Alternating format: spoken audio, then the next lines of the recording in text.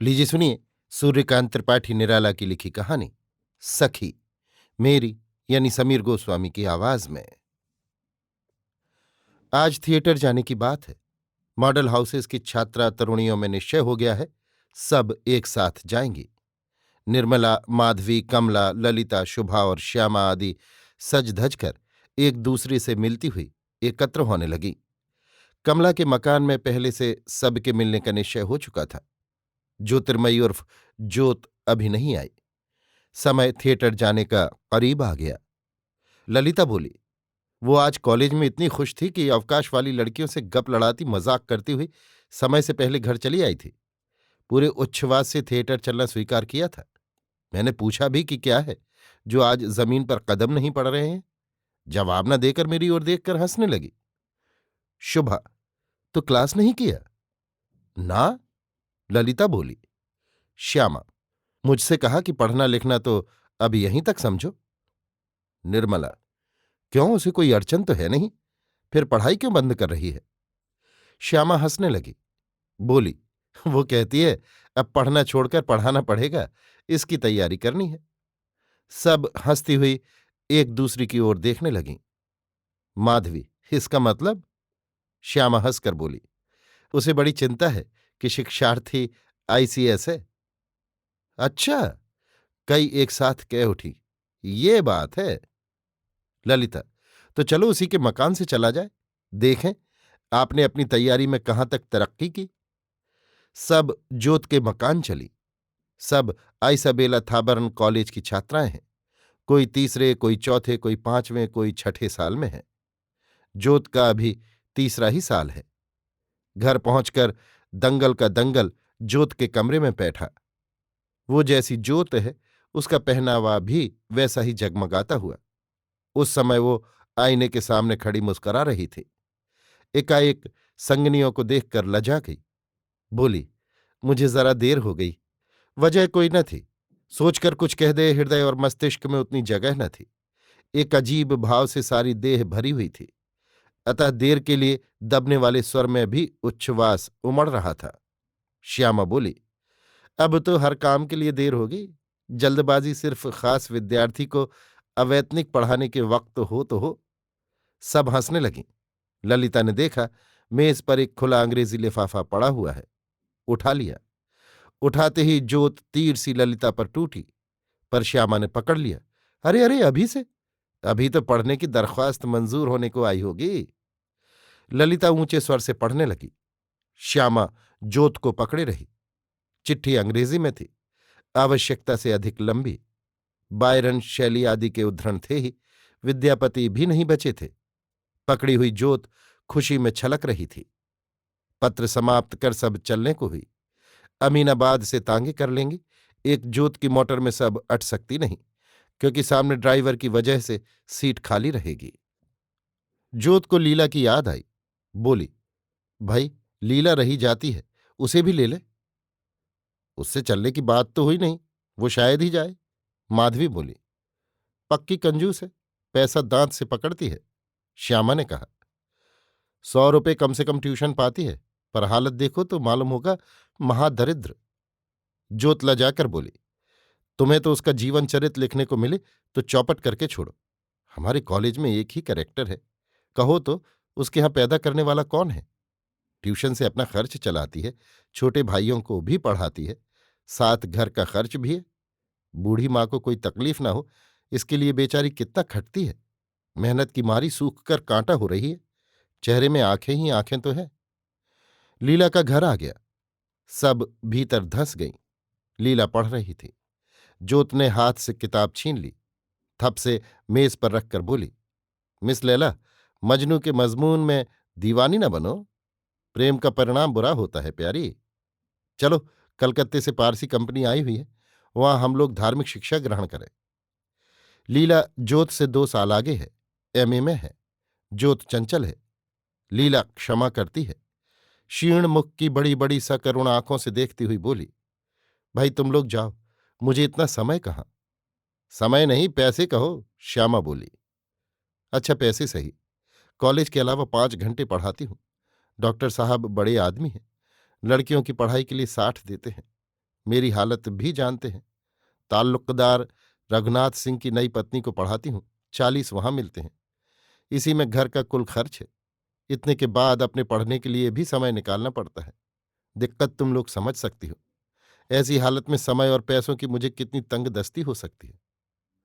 अच्छा महाशया जी, चलिए, जोत बोली, आपके लिए फ्री पास का प्रबंध हो जाएगा। तुम तो आज म्यान से निकली तलवार सी चमक रही हो जोत। क्या खुशी है? लीला ने धीर स्नेह कंठ से पूछा। महाशया जी, जो किसी के हलक से नीचे उतरकर सर चढ़ी हो, वो शराब है ये अब। मुस्कुराकर सुभा ने कहा। नहीं, कमला बोली, अभी तो देख लो ना इनकी तरफ। होंठ पे हंसी, अबरू पर खम, इसलिए इकरार भी है, इनकार भी है। बात क्या है? अनजान की तरह देखते हुए लीला ने पूछा। पूरा रहस्यवाद उर्फ छायावाद, निर्मला ने कहा। वाद विवाद में देर हो रही है। प्रकाशवाद ये है कि इनके पास मिस्टर श्यामलाल आईसीएस का पत्र आया है कि आप अगर मंजूर करें, आपको अपना सर्वस्व 3,000 मासिक प्रेम की परमानेंट शिक्षा के लिए देकर मिस्ट्रेस बनाने की प्रार्थना करता हूं। अब तो आया समझ में। तो क्या तुम्हारे पिताजी राजी हो गए? लीला ने जोत से पूछा। खूब कही, जोत बोली।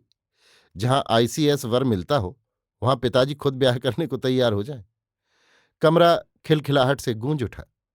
तुम लोग भाई जाओ, माफ करो, मुझे समय नहीं है। नहीं महाशया जी, आप तो फर्स्ट क्लास ले और हम लोग वहीं पैर रगड़ते रहें, ऐसा नहीं होने का। आपको चलना होगा। कपड़े बदलिए। जोत लीला को प्यार करती है, सम्मान भी देती है। लीला भी जानती है जोत की खुली जबान में हृदय की कीमती बहुत सी चीजें खुली रहती हैं। इसलिए उसका प्रस्ताव मंजूर कर कपड़े बदलकर साथ चल दी। 3 बजे से पहले ही लीला का क्लास खत्म हो जाता है। वहां से वो ताल्लुकदार साहब की पत्नी को पढ़ाने के लिए भैंसा कुंड जाया करती है। रोज बहुत चलना पड़ता है। किसी तरह साइकिल खरीद सकती है, पर सीखने की लाज कि मैदान में मर्दों के सामने बेहयाई होगी।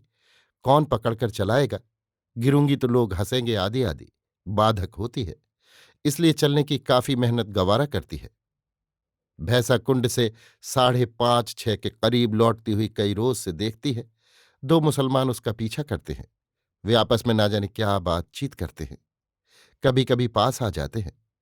हृदय धड़कने लगता है, पर वो जल्द जल्द चली आती है।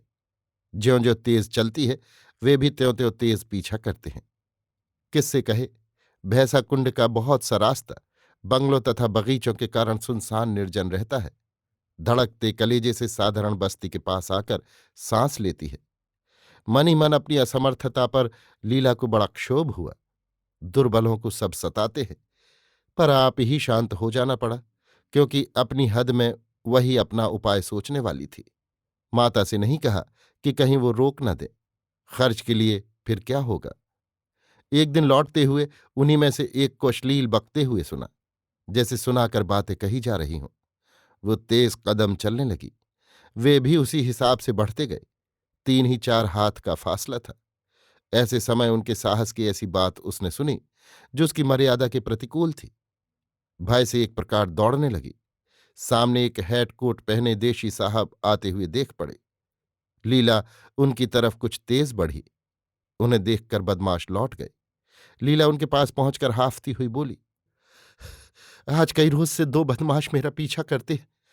मैं ताल्लुकदार रघुनाथ सिंह की पत्नी को पढ़ाने जाती हूँ।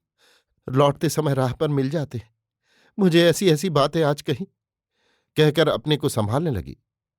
बिजली की रोशनी में बड़ी बड़ी आंखों से आंसू गिरते हुए देखकर साहब क्रोध से रास्ते की ओर देखने लगे। बोले, वे लोग मुझे देखकर भाग गए शायद। ये सामने मेरा ही बंगला है। आइए, आपको मोटर पर भेज दूं। पर फिर साहब सोचते हुए चले। पीछे पीछे लीला। अहाते के भीतर बगीचे के पास साहब खड़े हो गए। बंगले के सामने की बिजली से लीला का दुबला, सुंदर, कुछ लंबा गोरा मुख, बड़ी बड़ी आंखें दिख रही है। साहब ने दुख के करुण चित्र का सौंदर्य देखकर पूछा, आपका शुभ नाम?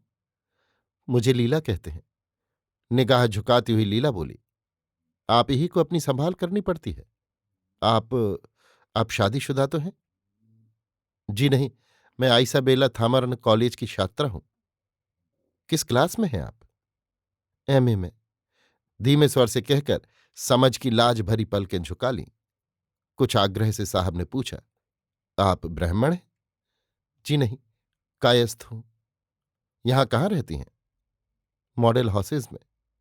साहब कुछ चौंके। पूछा, आपके वहां कोई ज्योतिर्मयी रहती हैं? आपके कॉलेज की बीए पहले साल की छात्रा हैं? लीला भी चौंकी। कुछ हिम्मत हुई, लजाकर पूछा, जनाब का नाम? मुझे श्यामलाल कहते हैं। अरे, कार तो ले आने को कह दे। लीला का संकोच बहुत कुछ दूर हो गया। बोली, हां, आपका जिक्र मैंने सुना है। साहब की उत्सुकता बढ़ गई।